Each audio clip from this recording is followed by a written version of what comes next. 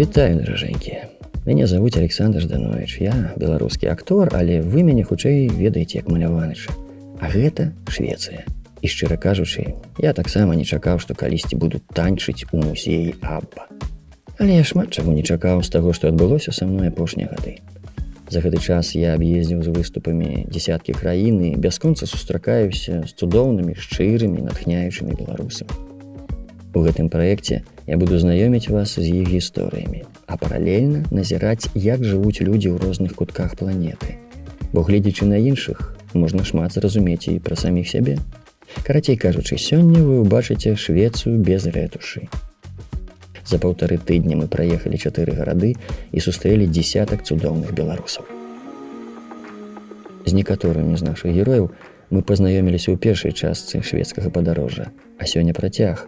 І мы адразу перенясемся на 700 кіламетраў ад Стакгольма на поўнач, у горад Уме.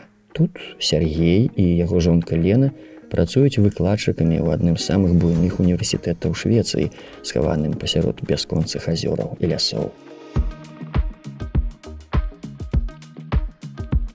Тут люди больше любят, как еще называются, такой дикий заход, больше такую незалежность, как был свой куток, и это такой лад жыцця, ты не повинен спешаться, спешка это ворог. Тут. Ну вось мы, например, приехали в университет, мы можем там припарковаться, поглядеть, что к чему, и потом походить трохи. Кожны год в Уме са ўсяго свету з'язджаюцца каля 30 тысяч студэнтаў. В універсітэт адразу накіраваліся і мы. Зараз вы попали на адкрыццё навучальнага года. Гэты тыдзень, гэта калі студэнты пачынаюць заняткі.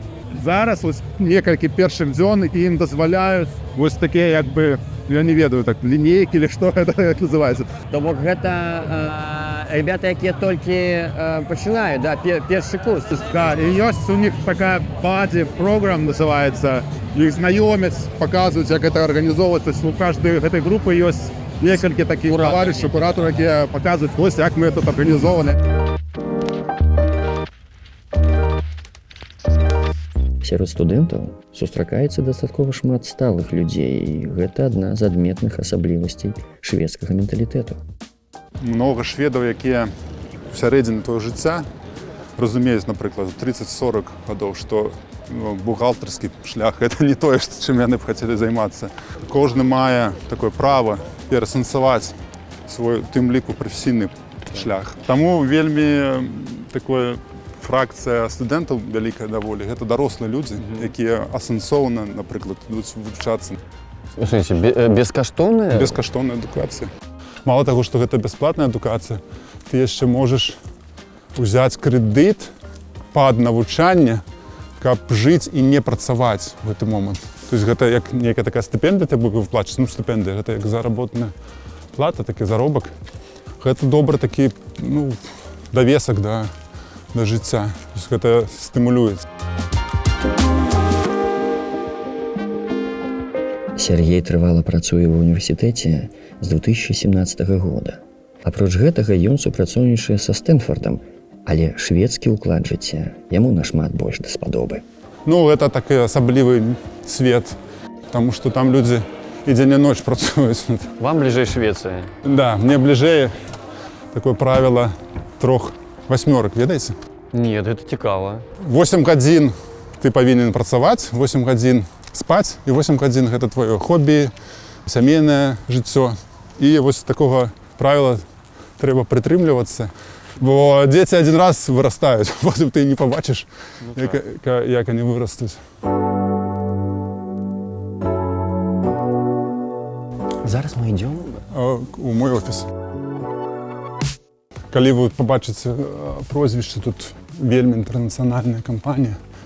Владзімір з Украіны, тут ёсць грэк, там шведка, там ёсць з Эстоніі Галіна, она на рускай мове размаўляе.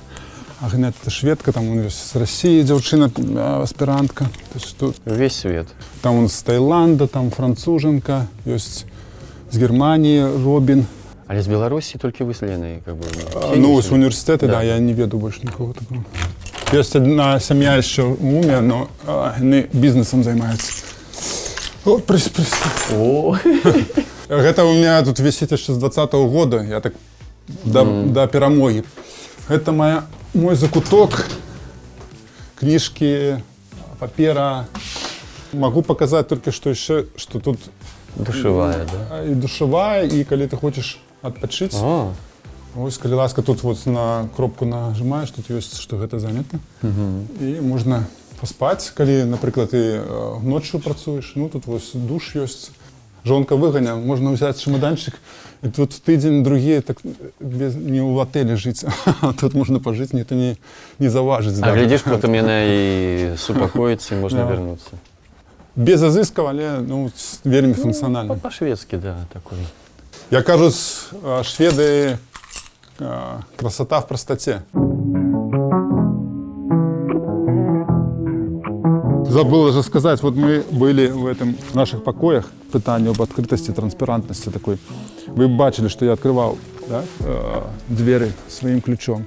Але ж этот ключ одинаковый для всех, одноливый для всех покоев. То есть, коли б я захотел, я мог бы открыть вам любой другой кабинет, другого сопрацовника. Коли тебе треба нечто оставить на столе твоего коллеги, ты открыл этим ключом, паперу свою оставил и пошел. Ну, это давер неверагодны, да. Это не по-іншаму ўвогуле фарміруе адносіны паміж людзьмі. Неверагодна.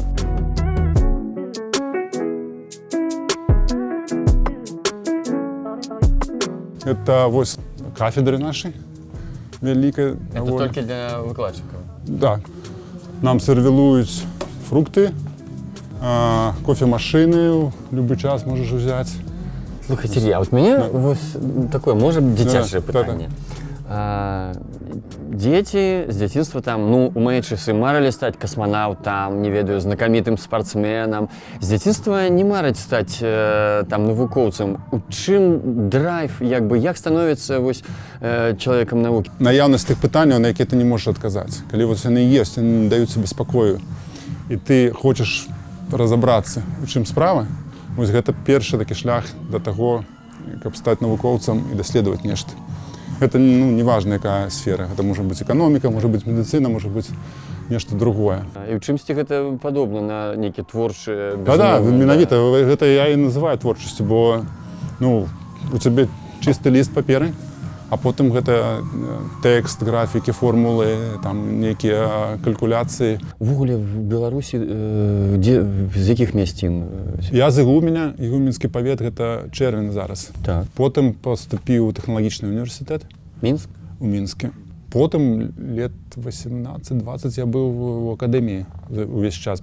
Працаваў там дацэнтам на кафедры эканомікі. Працуючы там, зразумеў, што калі табе трэба ну, сапраўдная навука такого сусветнага ўзроўню, і ты хочаш што-то там зрабіць, гэта, па-першае, на ангельскай мове, і на тое, што ў нас гэта такое другаснае больш перапечаткі праз 10-15 гадоў. Ну, а калі ўжо з'явілася такая добрая ангельская мова, вось з'явіліся там нейкія ідэі, я паказваю іх у тым ліку шведскім даследчыкам. І вось адзін з іх там прапанаваў, ёсць такая праграма по акадэмічнаму абмену у Швецыі. Вось я тут быў першыя полгода, потом яшчэ полгода. У Швецыі так працуе, калі ты хочаш грунтоўна што-то развіць, трэба вельмі такімі паступова рабіць, бо каб цябе давер быў, ён толькі з часам прыходзіць. Яны павінны побачыць сябе, што ты там ну, не прахіндзей. І з пэўным часам яны ўжо прапанавалі мне, а вось у нас ёсць праект, можаш працаваць тут уже больш. Слухай, а табе даводзілася бываць у гэтай знакамітай зале, дзе даюцца там нобелевскія? Так, калі я быў у этой праграме вось шведскага інстытута, калі я быў тут як guest researcher, яны выдавалі тады дыпломы, яны выдавалі нам 2 разы гэтай дыпломы менавіта ў тых залах, дзе выдаюць нобелевскую прэмію. Там была такая нават ну, жарт такі, што вось наступны раз мы тут сустрэнемся, да. Бо ідэя гэтага абмену акадэмічнага была ў тым, што вось вы прыехалі ў Швецыю, вы пабачылі, як у нас арганізоўваецца. Калі ласка, прыязджайце, потым вось забірайце нобелевскую прэмію.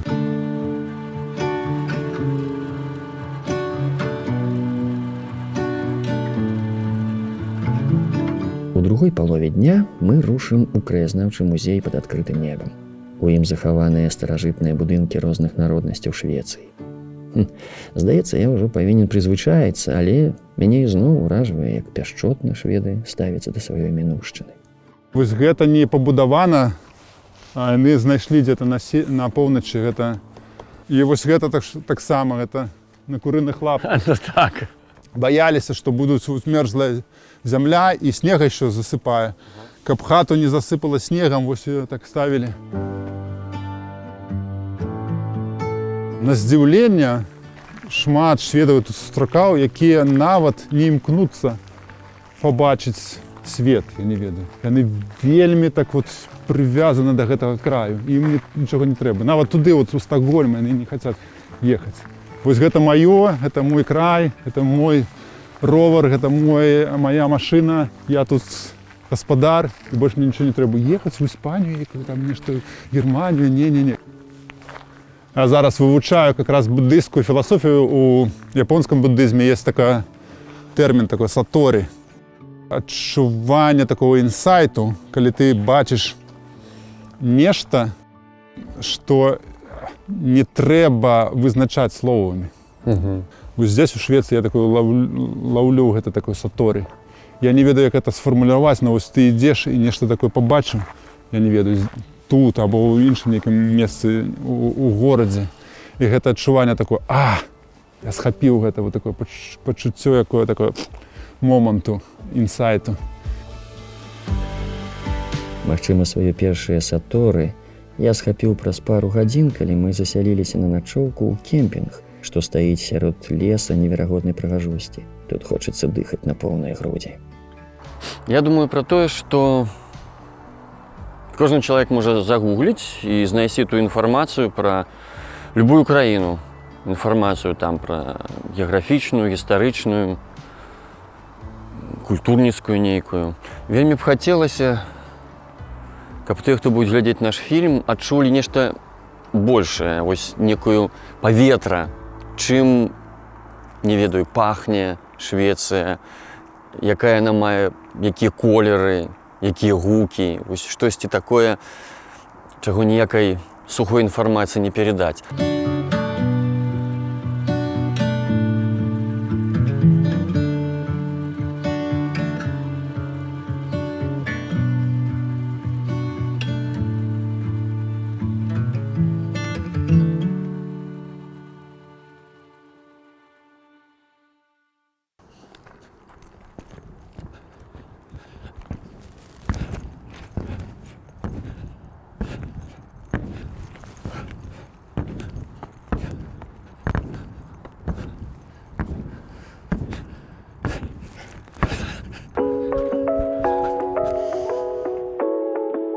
А на наступны дзень нас чакала сустрэча з Ленай, жонкай Сергея. Яна працуе ў тым жа універсітэце, але ў іншай навуковай галіне. А вы пазнаёміліся з Сергеем, так разумею, у Мінску якраз вось у студэнцкія гады? Нет, Нет? Мы работали вместе в университете в технологическом. Уже калі скончылі? Да. А якая твоя, вось тэма навуковая, якая твоя галіна? Мое исследование фокусируется на таких веществах, которые называются PFAS. Они вызывают рак и стали очень известны, особенно после фильмов про компанию DuPont, которая производит тефлон, который вы знаете на сковородках.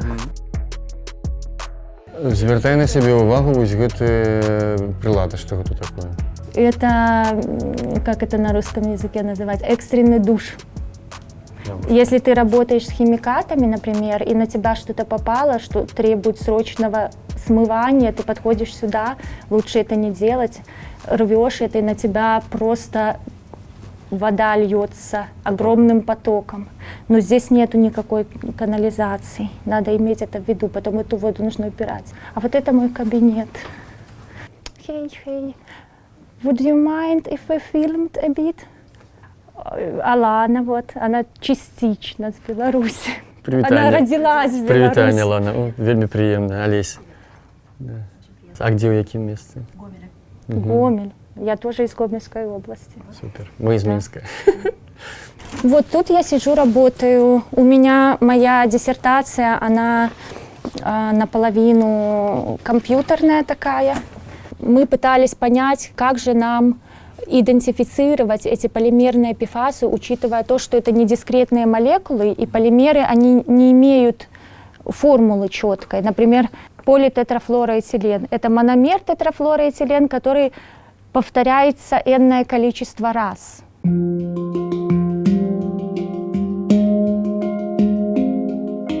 В этой лаборатории находятся газовые хроматографы и масс-спектрометры. Вот это вот маленькая подставочка, на которую ты ставишь чашечку, которая потом вставляется в пиролизатор. Все очень крошечное. И теперь я аккуратненько Туда порошочек. туда это, да? насыпаю порошочек, полимер.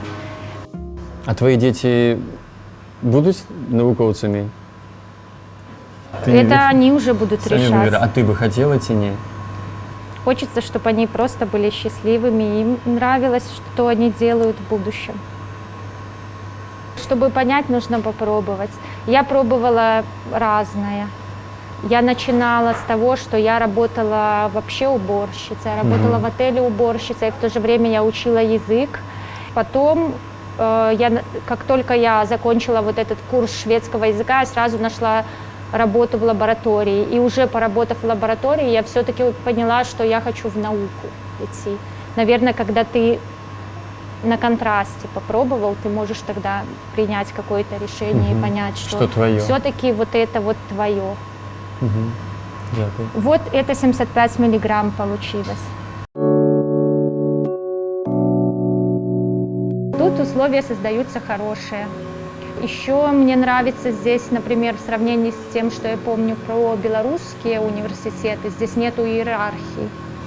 Например, чтобы там тебе подписать бумажку, ты должен был в ножки покланяться, походить по всем вот так вот кабинетикам.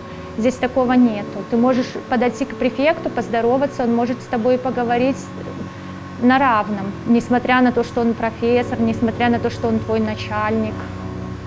Любой человек – это человек. Ты воспринимаешь в первую очередь любого сотрудника как человека.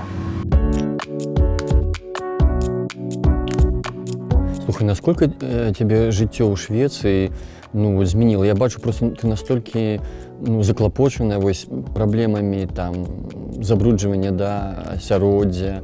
Я придерживаюсь такой позиции, что ты можешь с себя начать и уже сделать чуть-чуть что-то полезное. На предыдущей работе, когда работала, я на велосипеде постоянно ездила, даже в минус 20. Помню, приехала, в такое все было заморожено. Но иногда мы такие, ну ладно, мы вдвоем, можно загрязнение на 2 поделить. С человека получается меньше, можно и на машине поехать.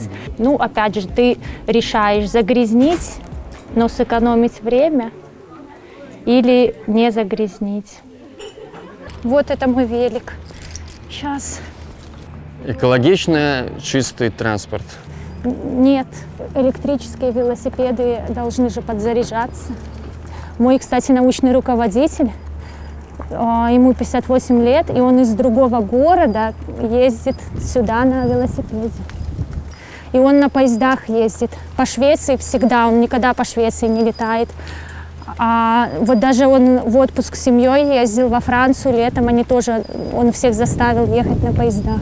Вот такой выбор делает человек. А долететь бы было быстро.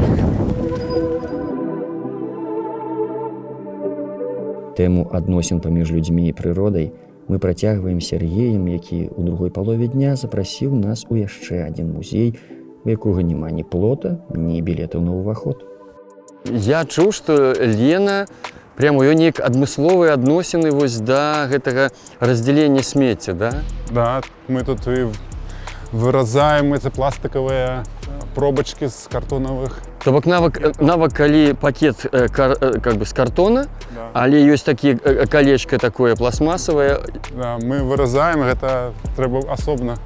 І гэта, такая, хвілін 5 займае гэта вырезаць, аддзяляць картон ад пластыка. Калі жонка бачыць, што гэта ты ў адзіную это смецце кінуў, гэта будзе такі добры Але скандал. пакуль ты вырезаешь гэтыя пластмассовые 5 хвілін, у тебя есть час супокоиться, как бы, да, и сказать, что ладно, помедитировать.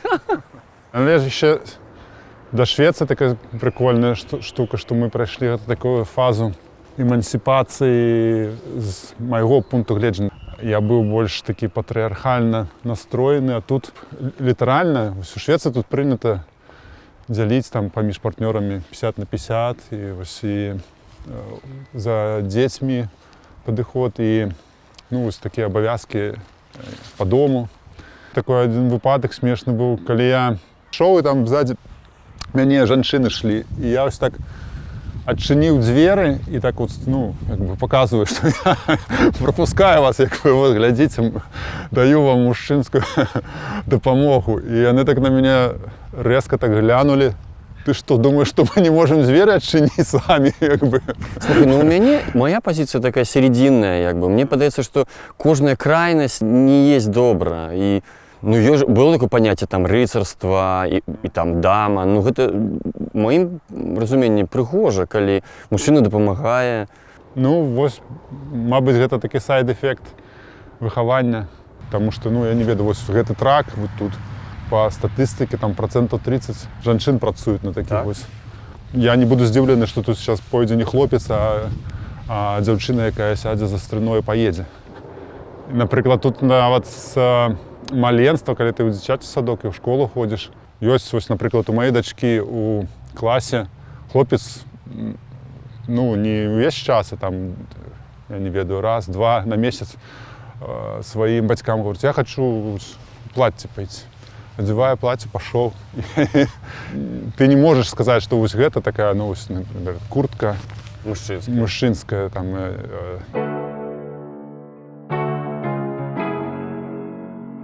Сергей распавёў нам столькі цікавага, што на экспанаты мы звярнулі ўвагу зусім не адразу.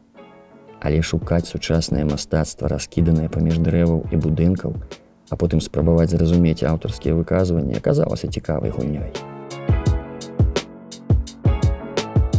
Ну, першы такой у меня вобраз надыходзіць з гэтай знакамітай наутілусаў песні, скованай адной цепи. Ну что-то да, может быть. Это такі канвеер вельмі падобных людзей. Ніхто не можа зварушыцца за ту луцушку выйсці. Ага, некая мяккая обилка, але она сама сидит в фотеле. А это так само объект, бачишь, это такие... Ну, это да. рай алкаша. Только уже, мабуть, пасля. Олесь, что скажется? Ну, что, нема нічога немагчымага.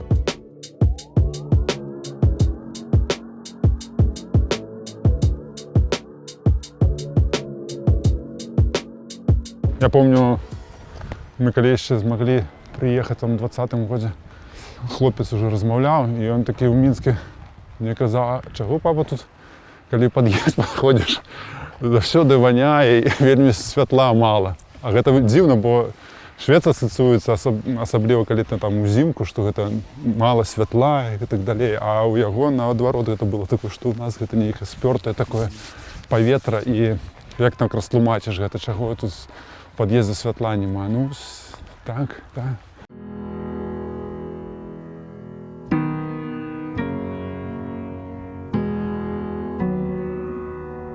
Толькі пры канцы другога дня паўночнага падарожжа мы дабраліся да цэнтра Умея. Да самалёта заставалася пару гадзін, але ўбачыць атрымалася шмат, бо цікавосткі чакалі нас на кожным кроку. Это, до речі, одна з дзіцячых пляцовак. Там ось, кажется, там буде слухати. Да? Ну, можна. Давай. Сергей, Да, ты меня чую, Ты меня чуешь? И я тебя чую. Супер. Зрозуміло? Да, конечно. Задача, да. Мы один раз только один шарик Всех? с У детьми Google только один? А Да, и он не закатили? не закатили, да. Все остальных. Так вы крутые, я что-то Тут одного не могу координовать закатить. надо. Ну, Не, надо. пару закатил. Ну давай. А он студенты, бачите, где тут возле Сіснебалаги, это, мабуть, сьогодні буде півна вечерина. Это один тут у центрі алкогольна крама. До речі, перша культура ў свеце лічыцца мету. Сімвол таго, што непакорнасці жанчын, што яна можа мець свой голас, пры гэтым і сваю моц і сваю прыгажосць. Тут ёсць такое адчуванне, калі я нават назіраю за прыватным сектарам, бізнесамі па сваім навуковай працы. Яны працуюць доўгую. Гэта не гісторыя пра то, каб схваціць свой куш і паехаць там, я не ведаю, у калодзішчы свой асабняк і жыць там астатняе жыццё са сваім мільёнам. Тут яны ведаюць, што яны ў доўгую, а па гэтаму твой спажывец да цябе прыйдзе яшчэ это важнее, чым ты яго абдурыш прямо зараз і больш ты яго не пабачыш і так далей. І гэта адчуванне такого, што яны ў доўгую дае такі падмурак, каб наладзіць так жыццё ў такім нармальным сэнсе. Ну і плюс трэба, конечно, разумець, што тут ўжо 3 стагоддзя вайны не было, такой селекцыі адмоўнай не было. Людзі прызвычаіліся, што гэта будзе, у доўгую можна жыць, гэта пойдзе тваім там дзецям, внукам і так далей. О! Вось і моя фамілія. Ну, все ж таки, вот этот суд. Вот это Это да. абсолютно выпадково? Вы не... Нет. Лиса увидела, говорит, папу снимают, папу. Здравствуйте. Дети, скажите Меня зовут привет. Олесь. А тебе... Как тебя зовут? Василиса. Привет. А тебя? Ваня. Ваня. Очень приятно. Очень приятно. Мой сын гаворыць, калі я яму даю нараду, ты, магчыма, там куртку накінь ці што, гаворыць, тата, я ж швед.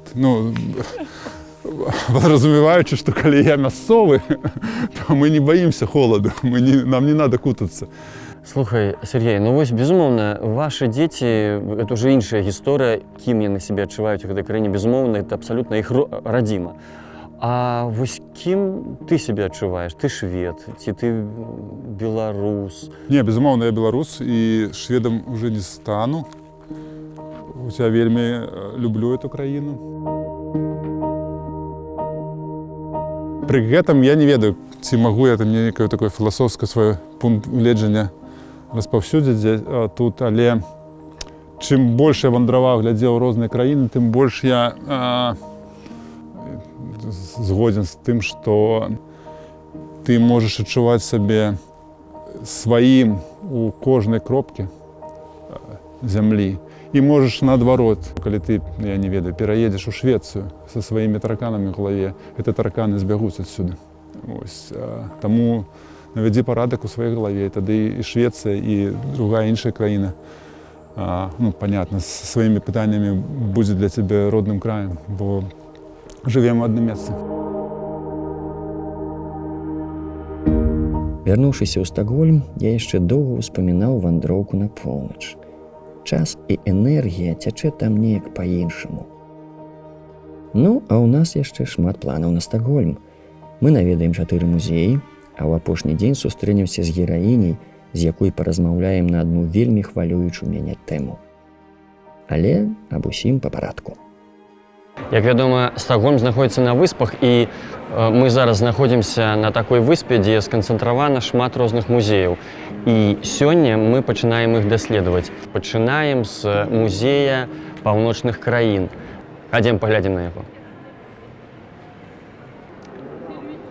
Такі сур'ёзны мужчына. Гэта музей не пра старажытнасць, а пра тое, як жылі людзі, як апраналіся, як святкавалі, як працавалі і чаму шведскае грамадства стала менавіта такім. Тут можна пабачыць традыцыі вяселля, пахаванняў, нараджэння дзіцяці. Вось цікава, што хрысціянства так асабліва не прыжылася. Все ж таки, що больш каких-то міфічных, таких языческих, паганскіх. Мінулае шчыльна пераплятаецца з сучаснасцю. Ад побыту народаў поўначы мы плаўна пераходзім да раставання леднікоў, а ад сярэднявечных строяў да моды 20-го стагоддзя, калі на шведаў моцна паўплывалі брытанцы. Велічэзную залю тут займаюць макеты шведскіх застолляў. Я уяўляў сабе шведскі стол крыху інакш. Самое галоўнае, што ствараецца такая атмасфера і закон і святла, і гукаў. Вельмі атмасферны музей. Просто пагружаешся неяк, пачуваеш атмасферу таго часу. Тут можна безвылазна правесці некалькі тыдняў. Слухаць гісторыі на экранах, падрабязна чытаць пра кожны экспанат, знаходзіць пяшчотна раскіданыя паўсюль нечаканасці. Як, напрыклад, гэтая шафачка з галаўнымі ўборамі розных эпох, якая сціпла стаіць паміж двума заламі экспазіцыі. Праз некалькі гадзін мы выходзім з музея, трохі ашалеўшы ад аб'ёма інфармацыі, і зноў сустракаем караля Васа. У ягоны гонар названы музей, наведванне якога мы запланавалі ў кампаніі з беларусам Максам, які працуе гідам, магчыма, у самым вядомым музеі краіны, які штогод наведвае больш за 1 мільён чалавек. Усё дзеля аднаго экспаната. Шчыра вітаю у музеі Ваза. Гэты музей унікальны, ён прысвечаны караблю, які быў пабудаваны ў пачатку 17 стагоддзя, патануў, праляжаў 333 гады пад вадой і потым яго паднялі. Але што унікальна, тое, што 98% гэта арыгінал. У 1628 годзе карабель рыхтуецца да свайго першага падарожжа. Гэта была нядзеля, і людзі прыйшлі з царквы і ўжо паглядзець на гэты магутны карабель, але ўжо праз колькі метраў падзьмуў вецер. Карабель нахіліўся, і вада хлынула ў вокны для гарматаў. І праз некалькі хвілін карабель патануў. Гісторыя Тытаніка старажытнага нека параўноўваць час ад часу і нейкі такі. Добра, што было вельмі блізка да берага, таму большасць людзей усё ж выратавалі. Ну і потым ён ляжаў, усе ведалі, што ён недзе тут, але дзе дакладна ніхто не ведаў. І вось у 1956 годзе шведскі аматар-археолог Андерс Франсен знайшоў, і пачаліся працы па падняцці карабля на паверхню. Як так магло стацца, што за 330 гадоў ён захаваўся ў такім выглядзе? Вельмі добра, што пытаеш. Салёная вода. Якая? Салёная. Ну, марская вода, крыху салёная. А вось менавіта не салёная. Так. Гэта змяшаная ў Балтыцы, і яна амаль не салёная, асабліва тут ля Стакгольма, і гэта вельмі добрыя умовы, каб захаваць дрэва. І праўда, це просто нейкае кіно. Да. І калі знаходзішся побач з такім аб'ектам, реально ёсць некае такое глыбіннае некае хваляванне ў добрым сэнсе слова. Так, безумоўна. Гэта яшчэ не ўсё. Тут па вечарах, калі ўжо для ўсіх зачынены музей, адбываюцца мерапрыемствы, плацяць шалёныя грошы. Так, і што? І можна, накрываюць сталы ля вазы. Ля вазы. Ля вазы. На вазу нельга ўжо. Нават толькі, можа, чальцы каралеўскай сям'і могуць падняцца, альбо нобелеўскія лаўрэаты. Таму шанец ёсць. Але такія гулянкі тут? Так, вось тут таксама стаяць сталы, алкаголь, усё. А вось гэтая скульптура польскі шляхціц. Спадзяюся, можа, і беларускі, Літвін.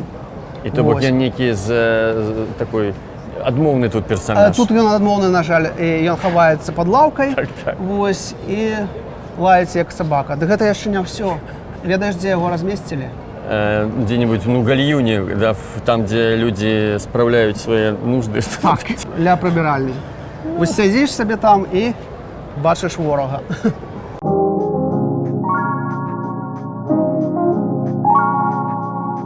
Стакгольм сапраўды адзін з найлепшых гарадоў, каб наведваць музеі.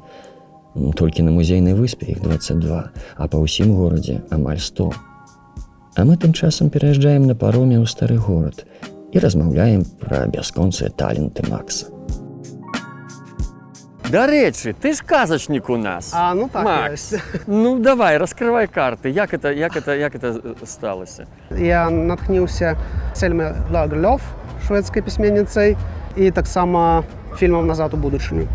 Два каты падарожнічаюць па Беларусі, Вось там прыгоды адбываюцца розныя. Я там згадываю і пра розныя прымаўкі, традыцыі нашай, кухню. Вось. А кожны раз, калі яны засынаюць, то чароўны рыцар і не абы-які, а з пагоні, вось, ён іх перапраўляе у розныя гістарычныя эпохі. І яны назіраюць гістарычныя падзеі. Пыхач і шустрык стаялі на ўскрайку нейкага балота. Раптам, амаль перад носам у братоў, падскочыў блакітна-жоўты коннік і выстраліў у туман. Гэта табе ад пана Сапегі? Але тут з туману выскачыў зялёна-чырвоны коннік і выстраліў таму ў спіну. А гэта табе ад пана Агінскага. Пыкач, а чаму гэта беларусы забіваюць беларусаў? Шведы воююць з расейцамі, а з нашых хто шведаў падтрымлівае, а хто на баку расейцаў? Я дадаў яшчэ выявы там, з Вікіпедыі ўзяў. Я яшчэ вікіпедыстам быў. І колькі ты напісаў? Колькі я напісаў, ну, не так ужо шмат, больш за 1000 артыкулаў. Гэта не шмат, гэта не шмат. Ой, людзі, беларусы. Некаторыя людзі сядзяць там увесь час, таму мой Слухайте, давайте, перед нами чалавек, які напісаў больш за 1000 артыкулаў у Вікіпедыю, які ведае больш за 5 моваў, аб'ездзіў некалькі краін, неверагодны чалавек, і ён кажа: да не, Макс, ну нельга так, трэба рэкламіраваць сябе, трэба прабіваць.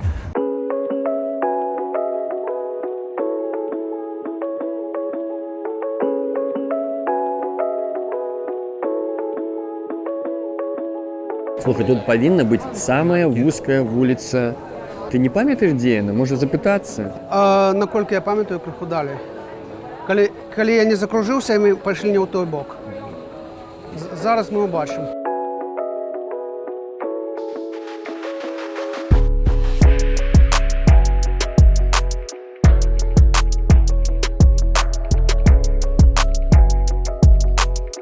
Самая вузкая вуліца Стокгольма.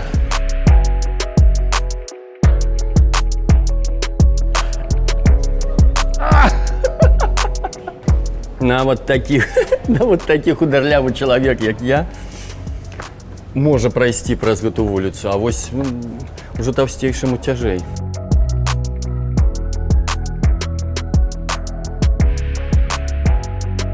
Напішу казку пра Стокгольм.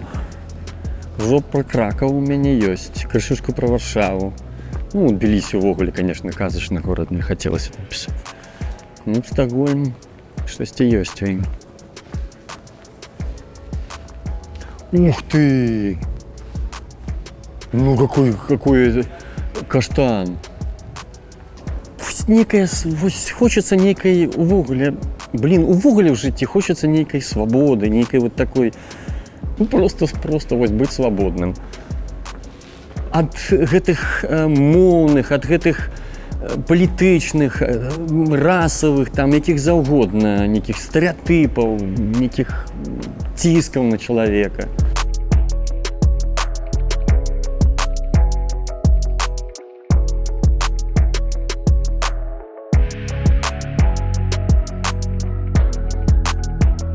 Наступны музей у нашай праграме – гэта сапраўднае вяртанне ў маю маладосць.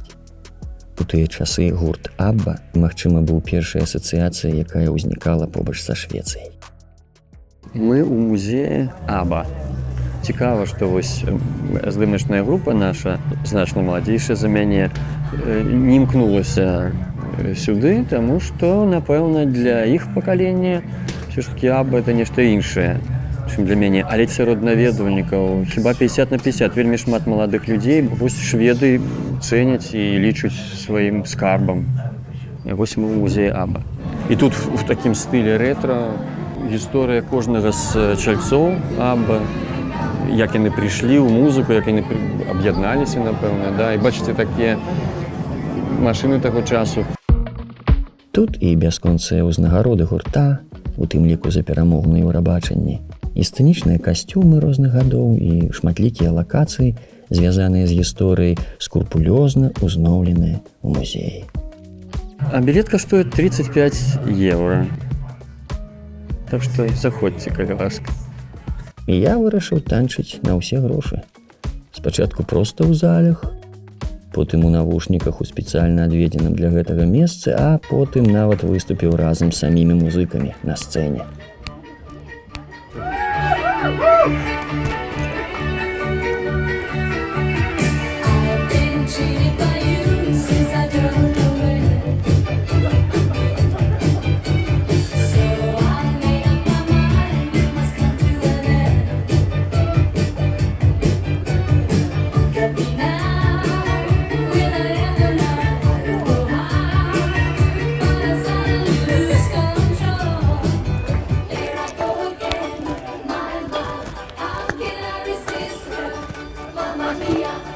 Thank you! Канешне, нараджаюцца такія как бы думкі і мары, каб пра нашых, напрыклад, песняроў зрабілі б нешта такое ж годнае. І не толькі можа песняры, но песняры хутчэй, как бы, калячэй кажуць, што песняры гэта беларуская Абба. Так можа яшчэ глыбей, бо яны нешта такое расказалі і нам самім пра Беларусі, і нас ведалі шмат хто менавіта дзякуючы песнярам.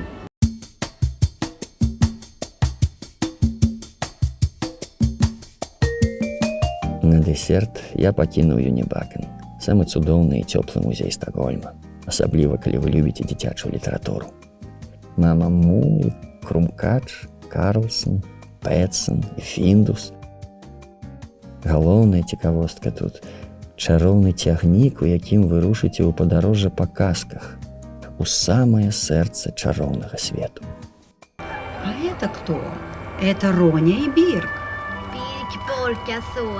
Они живут теперь в Медвежьей пещере, чтобы их все оставили в покое и чтобы не участвовать больше в ссорах между бандой Матиса и бандой Борки. Ой, а здесь что случилось? Класс! Это же пожар.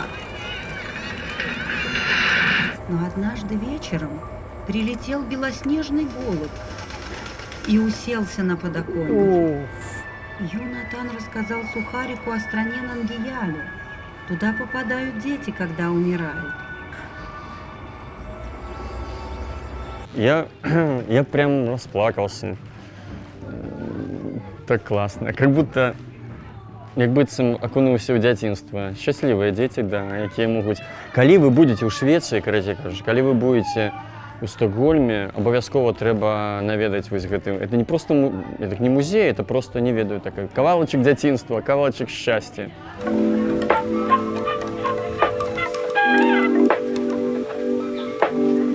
Апошні дзень у Стокгольме і Швецыі. Запланаванага ў нас засталася сустрэча са шведскай пісьменніцай Інгай Лінай Лінквіст, якая яшчэ ў 70-е пераехала сюды з маці. Я чакаў, што сустрэну шведку, якая, можа, штосьці яшчэ і памятае пра Беларусь, але збольшага ўжо ператварылася ў мясцовую. Але далей было вось што. Хотите, здымаеце, хотите, не здымаеце, гэта ўжо не прынцыпіяльна. Мне галоўнае бульбу паставіць на агонь, таму што вы голодныя? Ну, так, голодныя, крышачку. Ну, пачакайце. Не до таго, што... Можам паглядзець, што тут у мяне? Не дапамагчы, бо я насамрэч такі мужчына, які гатуе. Добра, але не сёння. Сёння вы не гатуеце. А вы, напэўна, уже не памятаеце беларускай. Ці вы час ад часу вы ж ездзілі ў Беларусі, ведаеце, каб памяць ёсць яшчэ пра вось, не ведаю, кухню беларускую? Не, так я ўсё умею гатаваць, і бабку, і мачанку, і робіце? Так, і дранікі. Кожны год, калі ў нас, мы святкуем 25 марта, у нас такі дыпламатычны прыём. У нас заўсёды дранікі я раблю. У маладосці Інга пісала вершы. Аднойчы яны выпадкова трапілі на вочы Іосіфу Бродскаму, і гэта вырашыла яе лёс. Яны такія мне са шведскага выдавецтва там тэлефануюць і кажуць: Бродскі казаў пра вас, што вы геніяльная паэтка. Я кажу: так, можа, калі ён кажа, то так оно і ёсць. Так вось сталі выходзіць мае кнігі, і добрую крытыку я атрымала, і там прэміі розныя. Пасля 2 зборнікаў вершаў выйшла кніга пра дзяцінства ў Барысаве. 2 раманы і яшчэ шмат твораў. З апошняга малітвы для шведскіх дзетак, якія яна амаль што прыдумляе сама. Гэта перапрацованыя біблейскія тэксты, паводле тэалогіі, ўсё тут як бы на месцы, і можна іх ужываць. Ну, вось, напрыклад, дзякуй за ўсё, што нам дае зямля, за ўсё, што мы купляем у краме, за каўбасу і за макароны, і за масла, і за бананы, і за лімоны, і за рыс, і за моркву, і за мармелад. І дзякуй усім, хто гэта расціў, ну і так далей. То бок, дзякуй за ўсё, што зямля нам дае. А можете прочитать это по-шведски? Tack för allt som jorden ger, allt som köps i en affär, falukorv och makaroner, smör, bananer och citroner, ris, morötter, marmelad, knäckebröd och mjölkchoklad. Клас.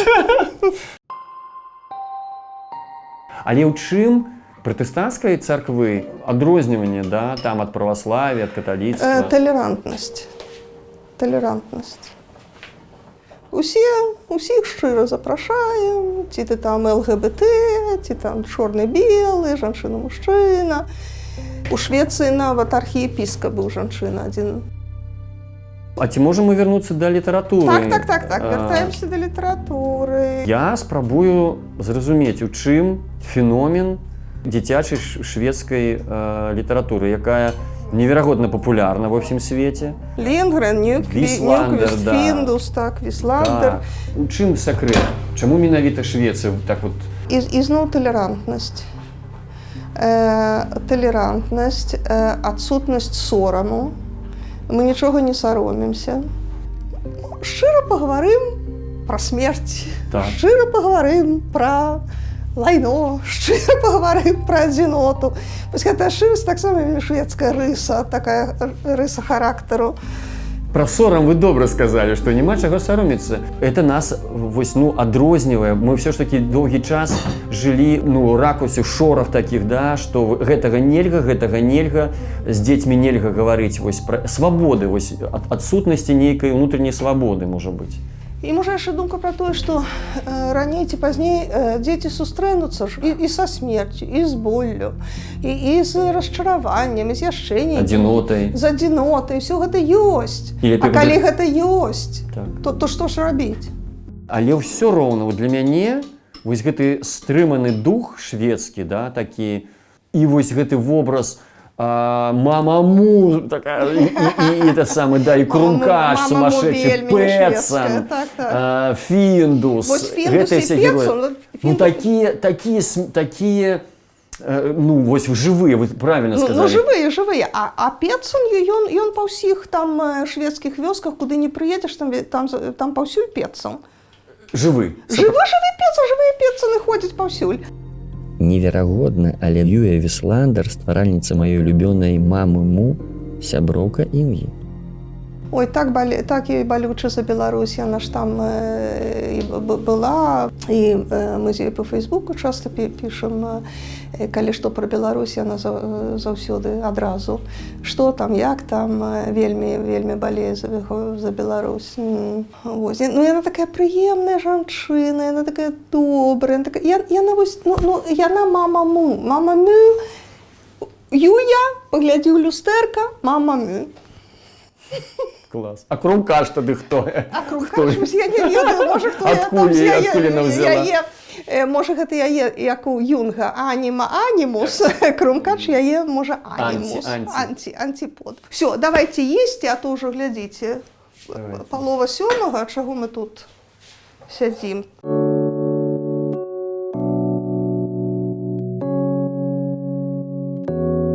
Слухайте, а наколькі можна тут дастаць какую-то кніжку, что-то актуальнае, беларускае, што выходзіць? Нет, ёсць тут крама. Тут кніга знака выйшла па-шведску, яго сястра прыязджала. На шведскі перекладалі? Так.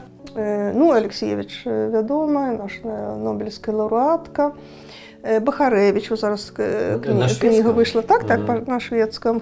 Кого яшчэ у нас перавалі? Некляеў. А па што ідзеш воўча? О, Вежнавец, таксама па-шведску выйшла. Дзякуй, што нагадалі. Шведы вельмі полюбілі эту кнігу, добрыя рэцэнзіі, ўсё так. Мартинович только вот узгадывали. Мартиновича. О, дзякуй, вы ж больш ведаеце з мяне. Мартиновича і Строцава тут. Паглядзім, што скажуць пра Бахарэвіча. Гэта яго першая кніга будзе па-шведску. А пераклаў Стефан Эриксон, былы амбасадар Швецыі. Это той самы, які калісьці быў, да, цудоўны чалавек. Мне так сорамна было, это адзін са штуршкоў таксама, каб пераасэнсаваць свае адносіны да мовы, да сваёй. Калі я пабачыў, як швед размаўляе па-беларуску. Швед можа, а ты не? Я не. Ой, со Стефаном Эриксоном пошли мы на прием до шведской амбассады, мы там были с нашими поэтами. А в Швеции якраз вышел фильм про Леся Пушкина. Это документальный, які зрабілі, тут показывали по нашему телебаченню. Я глядела гэты фильм, думаю, ну дурны, что гэта за чалавек, які яго погляды на жанчыны вообще на ўсё. Ну такие эпатажныя ўвесь. Вось стаім мы там на гэтым прыёме, і заходзіць Пушкін.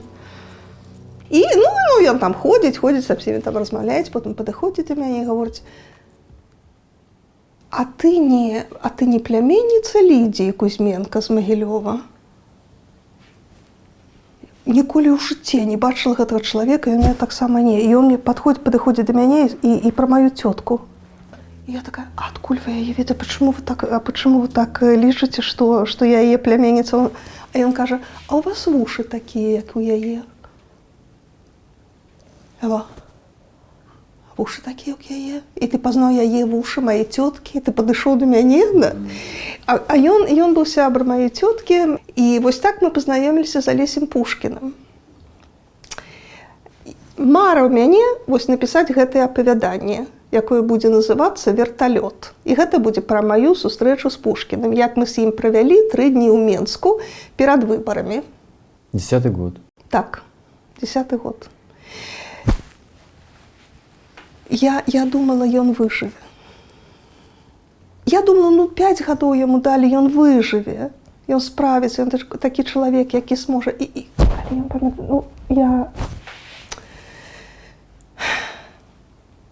Вось гэта пра Эриксона. Ну, гэтае апавяданне я абавязкова напішу. А чаму верталёт? Таму што ён там гаварыў, што ён у Афгане, калі служыў, ён быў верталётным механікам. Пушкін.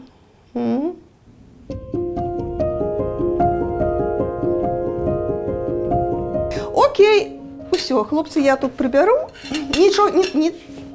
Все, тут система. Не порушайте мою систему.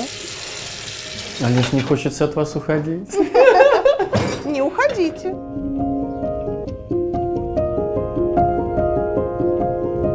Інга, это таксама папы праца вось натюрморт? Гэта не, это маё. Не, ваше, да? Маё, так. Моя першае апошняе масло. У меня сын таксама мастак, старэйшы. А колькі у вас яшчэ дзеткі? Трое? 3 сыны. Супер. Яны ўжо дарослыя, старэйшаму 40, ну, Максим, Сымон і Якуб. Але прозвішча... Ліндквіст. Якуб Ліндквіст. Так. Чаму не? Чаму не? А калі вы апошні раз былі ў Беларусі? 19-й год. 2019. Я калі расказваю маім там шведам пра Беларусь, я заўсёды пачынаю з таго, што калі бы прыехалі ў Беларусь, вы б усё пазналі. Вы б пазналі лясы, казкі, міфы, азёры, ўсё вы пазналі сабе, вы пачувалі сябе як дома. Просто яны ж не ведаюць, што гэта, не могуць яе нават на мапе знайсці. А калі б туды прыехалі, яны убачылі сваімі вачыма, што там усё такое ж. Такое ж тая ж Еўропа, тыя ж людзі. Так же яны выглядаюць, вось як вы, ну і вы ж як шведы выглядаеце. І так і вы ўсе, хто тут скажа, што вы... Окей, а чаму такія лёсы розныя? не пашанцыла з Расіяй.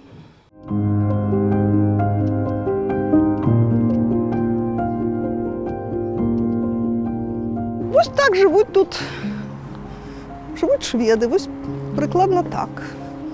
Як это адбылося, што вось шведская імперія, якая валодала ўсёй там паўночнай, не толькі паўночнай, уплывала да Европай, ператварылася ў такую мірную краіну?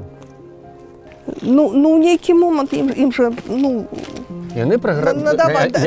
ім надавалі люлей. Так, ім надавалі люлей, і яны, як разумныя людзі, падумалі, што гэта нам трэба. І ўсё. І на гэтым імперскія амбіцыі скончыліся. Ось і так проста. Так. Да, товарищи путинисты, да. Вы зараз ведаеце, как перетворить вашу краіну у квітнеючую, мирную, спокойную. Что вам трэба? Каб вам надавали люлей трэба просто. Так, і ўсё. Вельмі просты адказ. Я бачу возера наперадзе. Бачыце? Ага. Ну, паглядзі. Ух ты, ну там вельмі, это ўвогуле прыгажосць. Так. Вау. В принципе, вся Швеция, да, это лес, лес и вода. Так, лес и вода. Завтра у Фейсбуку будзе Маляванычна возера. А вы что-то чули, да, про Маляваныча, что такой чувак есть, да? Yes! Все чули, все про вас чули, все ведают, все ведают. Вы бы ведали, як он мне жыццё сапсаваў, этот Маляван, уяўляеце себе? Уяўляю. Бо я себя адчуваю часам не человеком, а это фотозоной. Фотозоной, так. Не, это нічога не поробіш. Не, ну хай будзе. Бог з ім. Для мяне вы Александр. Почитайте мои сказки, добро. Бо у меня есть свои амбиции, что это не просто, Маляван еще и каски пишет.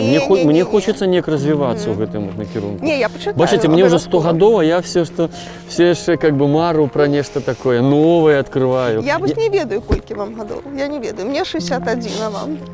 Мы с вами уже шмат что знайшли. Мы еще и в одном году с вами народились. Так само 64-го? Да. Вот так.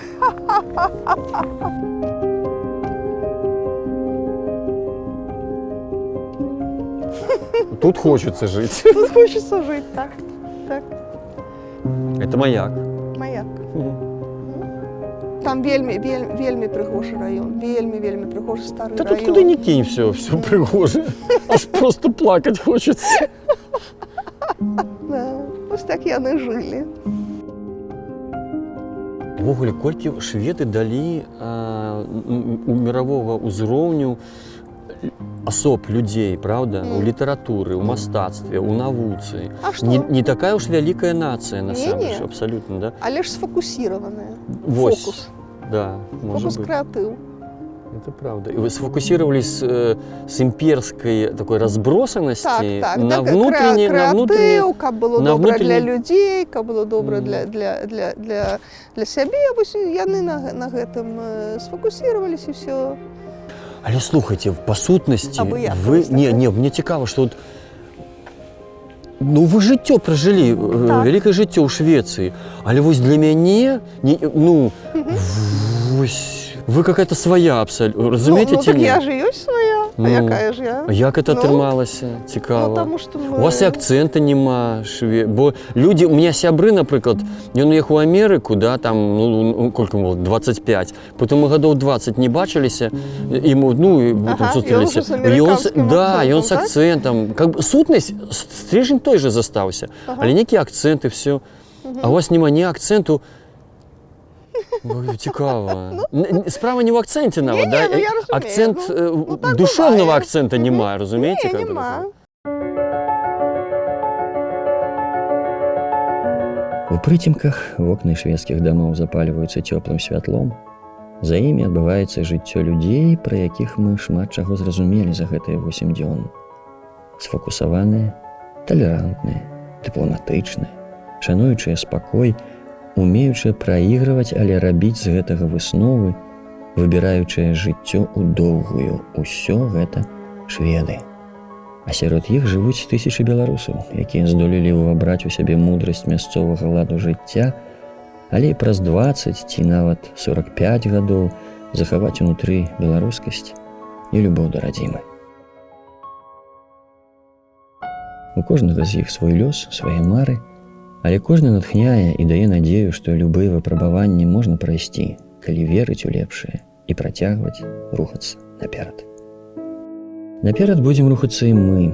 Нас чакаюць новыя краіны, новы досвед і гісторыі беларусаў, якія шукаюць сябе ва ўсім свеце. Але ўсё гэта ўжо наступным разам. А зараз абдымаю, мае даражэнькія. Да новых сустрэч!